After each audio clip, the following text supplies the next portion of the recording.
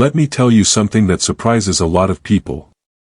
Some of the people with the highest blood pressure are not the ones eating junk food, not the ones sitting all day, and not the ones ignoring their health. Sometimes, it's the people who are actually trying the hardest to be healthy. And if that sounds like you, then this video might completely change the way you understand blood pressure. By the end of this video, you're going to understand why blood pressure can stay high even when you're eating well, walking regularly, and doing everything you were told to do. And more importantly, you'll understand what might actually be keeping your blood pressure high without you realizing it. But before we go further, if you care about your health and you like simple explanations like this, take a second to like this video, subscribe to NutriVibe Health Tips, and comment "Healthy Heart" below so I know you're watching. Now let's get into this. Let me start with something I wish more people knew earlier. Just because your blood pressure is high does not automatically mean you are doing something wrong. In fact, many people I've seen and many stories I've heard come from people who are doing almost everything right. They reduce salt, they try to eat home-cooked meals, they go for walks, they drink more water, they try to sleep better, and they avoid smoking and heavy drinking. On paper, they are doing what they were told would lower their blood pressure. But when they check their numbers, the blood pressure is still high. Not just once, not just when they are stressed, but consistently. And that is the moment many people start to feel frustrated and confused. Because they were given a very simple promise: do the right things and your blood pressure will come down. So when that doesn't happen, the question becomes, what am I missing? Is my body just stubborn? Is this just aging? Or is there something nobody explained to me? Here's the important thing I want you to understand early in this video. Many of these people are not failing. They are not lazy, they are not careless, and they are not lying about their lifestyle. The real issue is that blood pressure is not controlled by lifestyle alone. It is controlled by signals inside the body. And when those internal signals stay turned on for too long, your body can keep your blood pressure high even if your lifestyle looks healthy from the outside. And once you understand which signal we're talking about today, a lot of things will start to make sense. Most people were taught a very simple model about blood pressure. High blood pressure equals too much salt. So naturally, when people are diagnosed with high blood pressure, the first thing they do is cut salt. They stop adding salt to food, they avoid processed foods, they read labels, and they become very careful. And to be clear, salt does matter. For some people, reducing salt really helps. But here's something very interesting. Some people cut salt and their blood pressure improves a lot, while other people cut salt and almost nothing changes. So the question is, why do two people do the same thing but get completely different results? This is where we need to look deeper. Because for many adults, especially as people get older, blood pressure is not only a salt problem. Very often, it is a hormone signal problem. And one of the most important hormones involved in this is insulin. Now when most people hear the word insulin, they immediately think about diabetes or blood sugar. But insulin does much more than control blood sugar. Insulin sends messages to different parts of your body, and some of those messages directly affect blood pressure. Every time insulin rises in your body, it sends several important signals. One signal goes to the kidneys and tells them to hold on to sodium. Another signal goes to the nervous system and tells it to stay slightly activated. And another signal goes to the blood vessels and tells them not to relax completely yet. Now this is not a problem when it happens temporarily. Insulin is supposed to rise after you eat, do its job, and then come back down. The problem starts when insulin does not get the chance to come back down. Let's walk through a very normal day for many people who are trying to eat healthy. They wake up and have breakfast. A few hours later, they have a snack. Then lunch. Then maybe a smoothie or a drink. Then an afternoon snack. Then dinner. Then something small at night. Now here's the important part. The problem is not necessarily the food itself. Some of those foods may actually be very healthy. The problem is that every time you eat, insulin rises. So when meals and snacks are very close together, insulin rises again and again and again, and it never really returns to its baseline. Instead of going up and then coming down, it stays slightly elevated all day.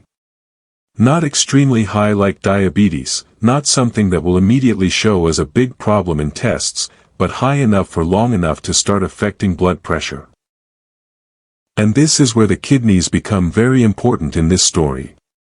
Your kidneys help control fluid and sodium balance in your body. But your kidneys don't just listen to how much salt you eat. They listen to hormonal signals. And insulin is one of the strongest signals they respond to. When insulin stays elevated, your kidneys receive a message that says hold on to sodium.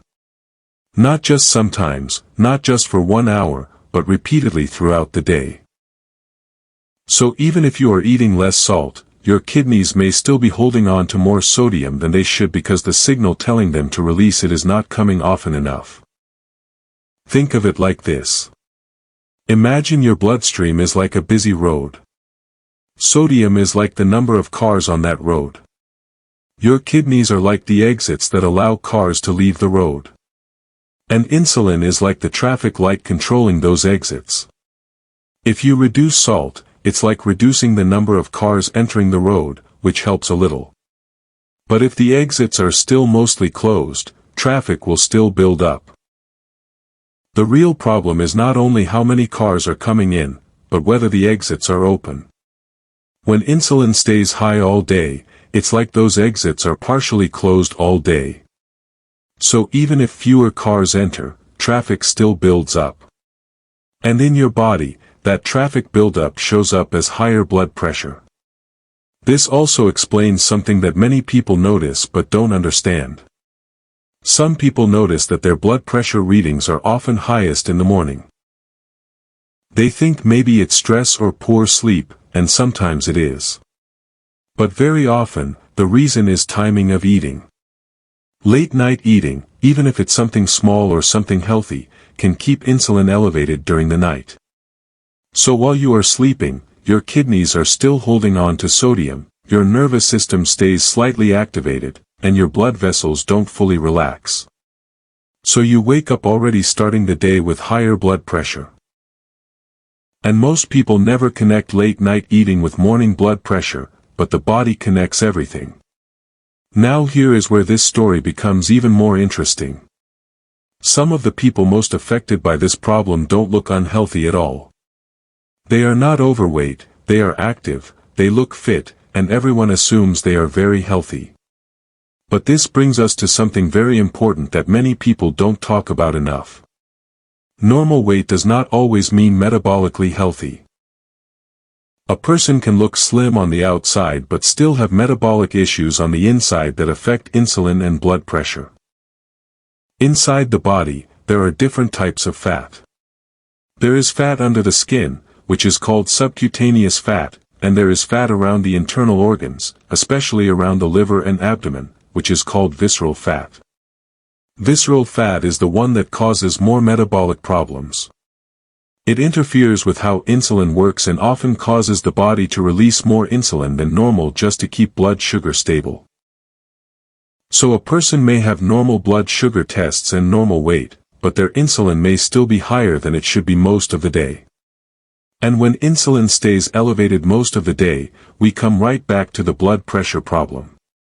The kidneys hold more sodium, the nervous system stays slightly activated, the blood vessels don't relax properly, and blood pressure slowly stays higher than it should be throughout the day. This is why many people feel confused. They are doing everything right on the surface, but internally, some signals are still pushing blood pressure up. Now I want to make a very important point very clearly because this might be the part that changes how you think about your daily routine. One of the most common mistakes that keeps blood pressure elevated in otherwise healthy people is constant eating. Not necessarily overeating, not necessarily junk food, but never giving the body enough time without food for insulin to properly fall back to baseline. And this usually shows up in a few very common patterns that many people don't even realize are affecting them. And once you recognize these patterns, you may start to see your daily routine very differently. The first pattern is what many people call grazing. This is when someone eats small meals or snacks every 2 to 3 hours throughout the day. For many years, people were told that eating frequently boosts metabolism and keeps the body in fat-burning mode.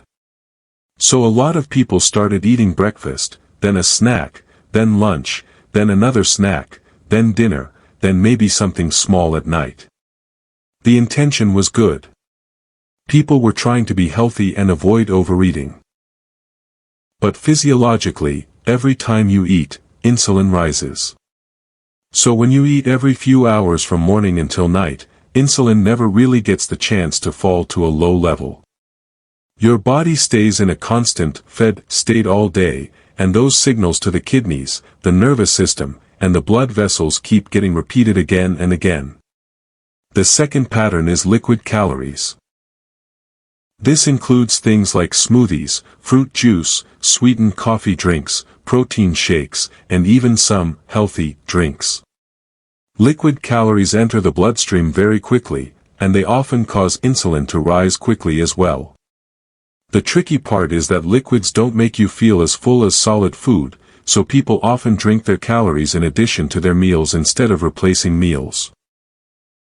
So someone might have breakfast, then a smoothie, then lunch, then a juice, then dinner, then maybe a drink at night. From the outside, it looks like they are making healthy choices, but from a hormonal point of view, insulin is being triggered again and again throughout the day. The third pattern is late-night eating. This one is very common and very powerful when it comes to blood pressure. Eating close to bedtime keeps insulin elevated during the night when your body is supposed to be resting, repairing, and resetting. Instead of your kidneys releasing extra sodium during the night, they may continue holding on to it. Instead of your nervous system calming down fully, it stays slightly activated. Instead of your blood vessels relaxing completely, they stay a bit tense. Over time, this can slowly push your average blood pressure higher, and many people wake up with higher readings without understanding why. Now notice something very important about these three patterns. Grazing all day, liquid calories, and late-night eating. The common problem is not only what people are eating, but how often they are eating and how late they are eating. This is a timing problem as much as it is a food problem. And for many people, the main solution is not extreme dieting, not starving, not cutting out entire food groups, but simply giving the body enough time where insulin can actually fall to a low level. What the body needs are what we can call low insulin windows. These are periods of time where you are not eating, not drinking calories, and your insulin levels are allowed to come down properly. When insulin comes down, something very interesting happens automatically. The kidneys start releasing more sodium and water, which can reduce blood volume. The nervous system calms down more. Blood vessels relax more easily. And when these things happen together, blood pressure often starts to come down naturally over time. For many people, creating these low insulin windows can be very simple. It might mean stopping constant snacking between meals. It might mean finishing dinner earlier instead of eating very late at night. It might mean reducing liquid calories and choosing water more often. It might mean keeping your eating within a certain window of the day instead of eating from early morning until midnight. These are not extreme changes, but they can have very powerful effects because they change the signals inside the body, not just the calories on the plate. And this is very important to understand. High blood pressure is not just a random number. It is often a signal that something in the body is under constant pressure or constant stimulation. When blood pressure stays high for many years, it puts mechanical stress on the heart, on the kidneys, on the brain, and on the blood vessels themselves. That is why doctors worry about long-term high blood pressure, not just the number you see on the machine, but what that pressure is doing to the body over time. But the encouraging part of this whole conversation is this. When you start fixing the signals that are pushing blood pressure up, you are not only working on blood pressure. You are improving your metabolic health, your kidney function, your blood vessel health, and even your long-term risk for heart disease and stroke. In other words, you are not just chasing a better number, you are improving the environment inside your body. So if you are someone who has been trying to do everything right but your blood pressure still seems stubborn, I want you to remember this idea. Sometimes the problem is not only what you are eating, but how often you are eating and how late you are eating. Giving your body time where insulin can fall may be one of the missing pieces for many people. And if this video is making you think about your own daily routine right now, I want you to do something simple. In the comments, write, "Timing matters," so you remind yourself that when you eat can be just as important as what you eat. Also, don't forget to like this video and share it with someone who is always saying, "But I eat healthy, I don't understand why my blood pressure is still high." This information might really help them. Now before we end, I want to leave you with one more important thought. Many health problems don't come from one big mistake. They often come from small habits repeated every single day. Small snacks, late night eating, constant sipping of calories, these things don't look dangerous in the moment. But over months and years, they can change the signals inside your body in ways you don't immediately see. The good news is that small changes repeated every day can also slowly move your health in the right direction. So instead of thinking only about eating healthy foods, also start thinking about giving your body time to rest from food. Give your body time to reset. Give your hormones time to calm down. Sometimes health is not only about what you add, but also about what you allow your body to stop doing for a while. If you found this helpful, make sure you subscribe to NutriVibe Health Tips because this channel is all about explaining health in simple ways that actually make sense in real life. And now that you understand one hidden reason why healthy people can still have high blood pressure, the next thing you should really learn is the best daily habits that naturally help lower blood pressure over time, because understanding the problem is step one, but building the right daily habits is what really changes your health long term. And this is the part many people never hear. Most people spend years trying to fight blood pressure from the outside by changing food, salt, or exercise, but sometimes the real change happens when you start changing the internal signals that control how your body handles fluid, stress, and blood vessel tension. When those internal signals improve, the numbers often start improving as a side effect. I want you to imagine two people. Both of them try to eat healthy. Both reduce salt. Both go for walks. Both drink more water. But one person eats from early morning until late night with snacks and drinks in between, while the other person eats their meals and then gives their body long breaks without calories. On the outside, both people look healthy. But on the inside, their hormones are behaving very differently. One person's insulin is being triggered all day long, and the other person's insulin rises and then actually gets the chance to come back down. Over months and years, that difference alone can slowly change blood pressure, weight, energy levels, and overall health. This is why two people can follow similar diets but get very different results. It's not always just about the food. It's also about the timing, the spacing, and whether the body gets time to reset between meals. Your body is not only affected by what you eat, but also by how often you eat and how long your body stays in a fed state. Another thing that is important to understand is that the body likes rhythm and routine. Your hormones work best when there is a clear pattern of eating and not eating, activity and rest, light and darkness. But modern life has slowly removed many of these natural rhythms. People eat very early, snack all day, drink calories, eat late at night, sleep late, wake up tired, drink something sweet or caffeinated, and the cycle continues. None of these things look very dangerous on their own, but together they keep the body in a constant stimulated state. And when the body is constantly stimulated, blood pressure often reflects that internal pressure. So sometimes improving blood pressure is not only about adding more things to your routine, but about simplifying your routine. Fewer eating times.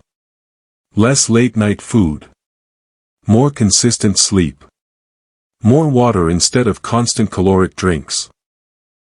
These simple patterns can calm the internal environment of the body more than people expect. I also want to say something that many people need to hear because it removes a lot of guilt and frustration. If you have high blood pressure, it does not automatically mean you failed or you did everything wrong. Health is not only about discipline. Health is also about understanding how the body works. And sometimes when people finally understand what is happening inside their body, they can make small changes that finally start giving them results after years of trying. And this is why education is so powerful. When you understand the reason behind something, your actions start to make more sense. You stop doing random things and you start doing the right things consistently. Instead of trying 10 different diets, 10 different supplements, and 10 different tricks, you focus on the few habits that actually change the signals inside your body. So if you remember nothing else from this video, remember this simple idea. Blood pressure is not controlled by salt alone. It is not controlled by weight alone. It is not controlled by exercise alone. Blood pressure is strongly influenced by internal signals, and one of the biggest signals is how often insulin is being triggered throughout the day. When insulin stays high all day, the kidneys hold more sodium, the nervous system stays more active, blood vessels don't relax fully, and blood pressure can slowly stay higher than it should. When insulin is allowed to fall properly during the day and night, the kidneys release more sodium, the body relaxes more, and blood pressure often improves naturally over time. That is why for many people, one of the most powerful things they can do is not necessarily to eat less food, but to eat less often and give the body time to rest between meals. Small change, but very powerful over time. Now if this video helped you understand something new about blood pressure, I want you to do something for me. Like this video so more people can see it. Share it with someone who always says, "I don't understand, I eat healthy but my blood pressure is still high." And subscribe to NutriVibe Health Tips so you don't miss the next videos where we talk about simple habits that can improve your health step by step. And I want to leave you with this final thought. Being healthy is not just about looking healthy on the outside. It's about creating a healthy environment inside your body where your hormones, your blood vessels, your heart, and your kidneys can all work the way they were designed to work. When you start thinking about health this way, you stop chasing quick fixes and you start building a lifestyle that actually supports your body long term. So don't just focus on eating healthy foods. Also focus on giving your body time without food. Don't just focus on lowering salt. Also focus on lowering constant insulin spikes. Don't just focus on the number on the blood pressure machine. Focus on the internal signals that control that number. Because when you fix the signals, the numbers often start fixing themselves. And that is when health starts to feel less confusing and more controllable.